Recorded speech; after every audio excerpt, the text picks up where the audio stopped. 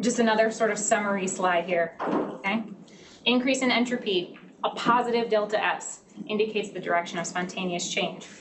For an isolated system, it would never spontaneously move from high entropy to low entropy, right? You'd have to put some sort of energy in for this to happen. And the universe is an example of an isolated system, right? The universe contains everything, and there is nothing more outside of it, right? So the universe is always tending towards highest possible entropy, and it can't ever go back. Okay. So another name for the second law would be maximum entropy principle. It states that an isolated simple system, or the combination of a system and its surroundings, such as the closed universe, is always spontaneously moving in a direction to maximize entropy. At this maximum, we reach an equilibrium point, okay, where ds is equal to 0. So one way to maybe think about this graphically is if you had S on this curve and you have entropy on your y-axis. Here's a point of maximum entropy. I don't know what this, reaction is. I don't know what this transformation is. I don't care. Something's happening. Here's the point of maximum entropy. But obviously, the derivative of this point, the slope at this point, is equal to 0. So when I've reached an equilibrium, I'll have maximized entropy.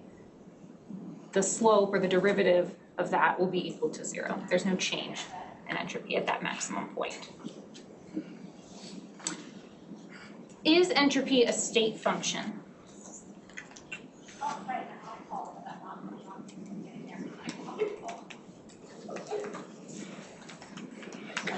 Who says yes? I have a couple hands. Who says no? More hands. For the people who said yes, why do you say yes? Energy is a state function. So it's dependent on energy. Well, heat's not a state function, though. Oh, yes, not. Right? Heat's a path. You guys are right, though. Heat's a path and process function. The delta here tells me I can get entropy between 2 points. Okay?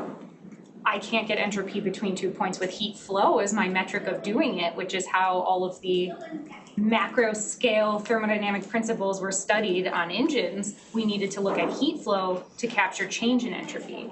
What we'll do next with probability is talk about getting just S by itself, just entropy, right? But the delta here tells me, yep, I can take entropy between 2 different positions. I can take the entropy of a given state. Okay? Now with the classical definition though, I can't. This is one of the we'll talk about what's the best equation for entropy and then what's the real life thing we can do. And it's basically everything we do is measuring heat flow, right? All our calorimetry was like, let's measure heat flow and then we can get some information out of it. It's very difficult to measure the statistical definition of entropy coming up, but it is more perfect, it's more exact. Okay, here is a practice problem from last semester's second exam. So why don't we take a couple of minutes, work on it with the people around you. The IAs can field this one. And then we'll go through the answer and then we'll take a break. What was my problem-solving strategy from last time? What do I recommend that you do? Write down all your givens. Just recopy them down with the variable next to them. Write down the equations you're going to use. Set everything up even if you plug nothing in. Get yourself 75% of your points.